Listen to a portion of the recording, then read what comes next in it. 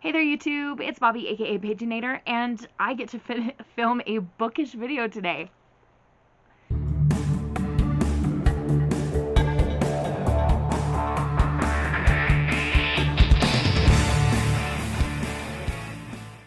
Lately I've been doing a lot of crafting videos, so I'm excited to be talking about books and book related things.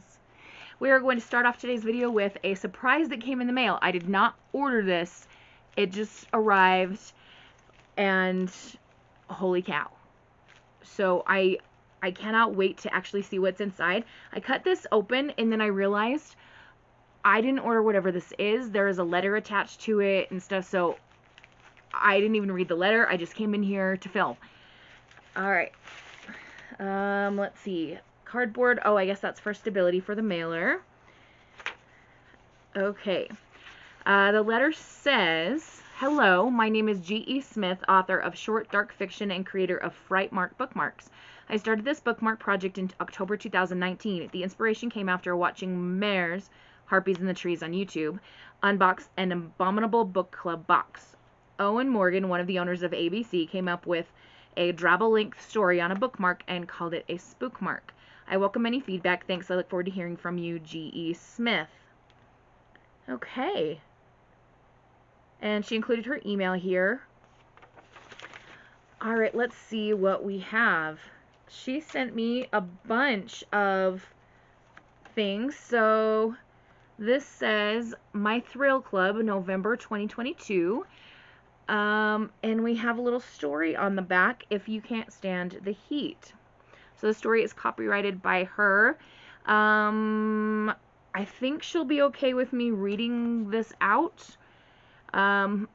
Brie exhaled long and loud. "How long is Mom gonna be? I've got some serious shopping to do." Her stomach gurgled. "Shouldn't there be an aroma by now? It's been over an hour."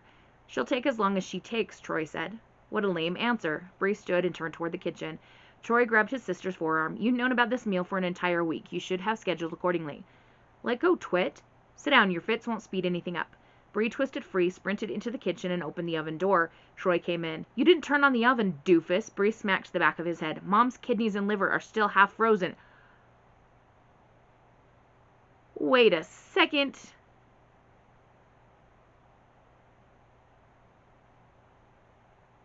Wait a sec. What? Are they cooking their mother's vital organs? Because it says, how long is Mom gonna be? But then they've had to plan the meal. Mom's kidneys and livers are still half frozen. You didn't turn on the oven. Ah! Holy cow! I did not see that coming. Okay. We have 4 more bookmarks. These are all wrapped in plastic. I don't know if I should read all the stories to you or not. I kind of think not, because I'm sure that she sent things to me so that I could show you guys, and you can order your own. I'll tell you the names of the stories, though, and show you the bookmark. So this one, we've got some jack-o'-lanterns, and the story is called Doorbell Discretion. Here we've got a guy in a trench coat looking kind of moody. A Need for Privacy is the name of the story. What is this one? Is that some kind of creature popping out of their soup?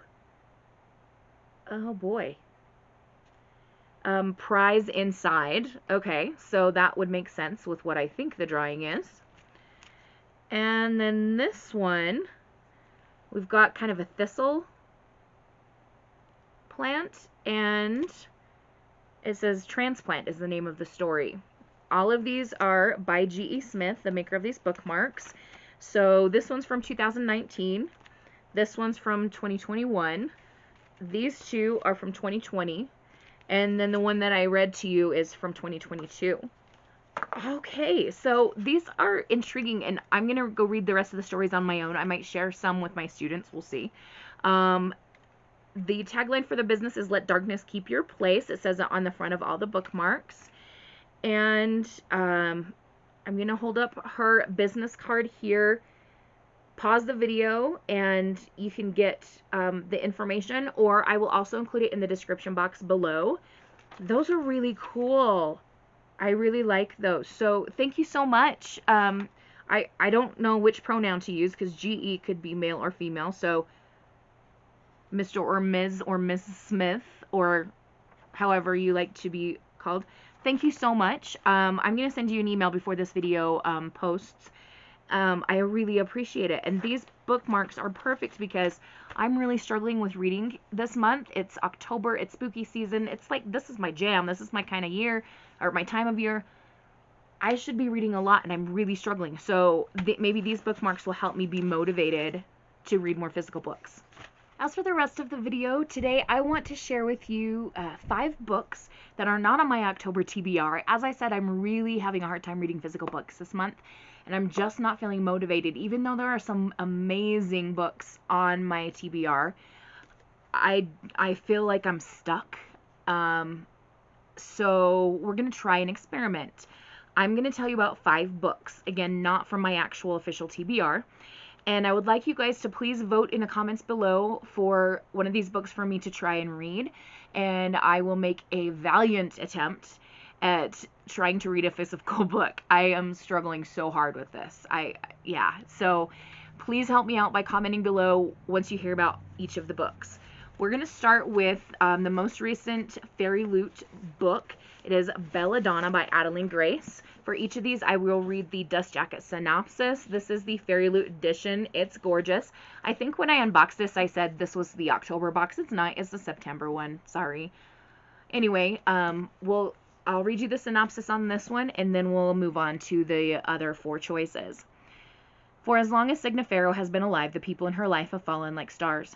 Orphaned as a baby, 19-year-old Signa has been raised by a string of guardians, each more interested in her wealth than her well-being, and each has met an untimely end. Her remaining relatives are the elusive Hawthorns, an eccentric family living at Thorn Grove, an estate both glittering and gloomy.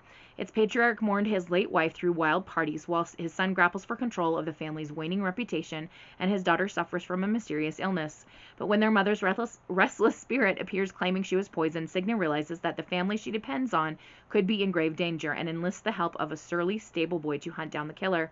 Signa's best chance of uncovering the murderer, though, is an alliance with Death himself, a fascinating, dangerous shadow who has never been far from her side.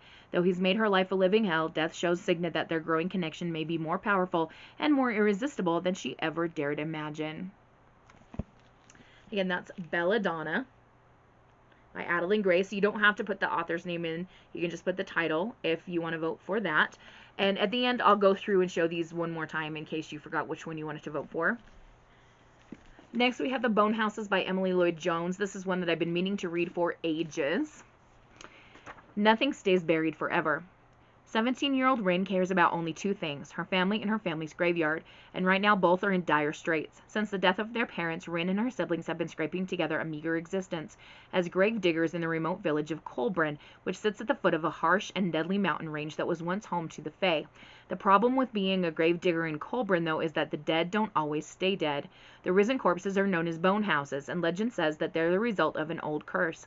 When Ellis, an apprentice mapmaker with a mysterious past, arrives in town, the bone houses attack with a new ferocity. What is it that draws them near? And more importantly, how can they be stopped for good? Together, Ellis and Rin embark on a journey that will take them into the heart of the mountains, where they will have to face both the curse and the deeply buried truths about themselves. Equal parts classic horror novel and original fairy tale, the Bone Houses will have you spellbound from the very first page. Up next, we have a middle grade. There's going to be 2 in this selection. The Mutant Mushroom Takeover, a Maggie and Nate mystery. Something about the mushrooms on the cover gravitated me toward this book. Ever since Magnolia Stone's scientist dad left Shady Pines to find a new... Shady Pines? Isn't Shady Pines the name of the nursing home in Golden Girls where Dorothy's always threatening to send her mother? Okay, restarting. Ever since Magnolia Stone's scientist dad left Shady Pines to find a new job, Maggie's been stuck in her grandma's mobile home with her grumpy older brother Ezra. Now she's on a mission to put her family back together by winning the Vitasino Junior Naturalist Merit Award. When Maggie and her best friend Nate, a wannabe YouTube star and alien conspiracy theorist, scout out a rare bioluminescent fungus, Maggie is certain that she's a shoo-in to win, but after animals around town start sprouting unusual growths and Ezra develops a bluish glow and hacking cough, Maggie wonders what they've really stumbled onto. Now Maggie must use her scientific smarts and Nate's impressive knowledge of all things spooky to put things back in order to prevent these peculiar glowing mushrooms from taking over their home. So again, that is the Mutant Mushroom Takeover. This is one that I hauled recently. The Owls Have Come to Take Us Away by Ronald L. Smith. Simon is obsessed with aliens, the Greys, the ones who take people and do experiments. When he's too frightened to sleep, he listens to the owls hoot outside. The owls that have the same eyes as the aliens, dark and foreboding. Then something strange happens on a camping trip, and Simon begins to suspect that he's been abducted. But is it real or just the overactive imagination of a kid who loves fantasy books and video games and is the target of bullies and his father's scorn? Plenty of surprises await believers and skeptics alike in this deliciously scary tale that's perfect for fans of middle grade horror and suspense. The Owls Have Come to Take Us Away. And the last one, this is House of Hollow by Crystal Sutherland. I've still got a little bit of a Target sticker right here. First of all, gorgeous cover. Iris Hollow and her two older sisters are unquestionably strange. As children, they disappeared on a Scottish city street, only to return a month later with no memory of what had happened to them or where they'd been. More troubling, their appearance began to change, their blue eyes now black, their dark hair now white. As they grew older, odd, eerie occurrences seem to follow in their wake. People find them disturbingly intoxicating, unbearably beautiful, and inexplicably dangerous. Now, 17-year-old Iris is doing all she can to fit in and graduate high school on time, something her two famous, glamorous, globe-trotting older sisters, Gray and Vivi, never managed to do.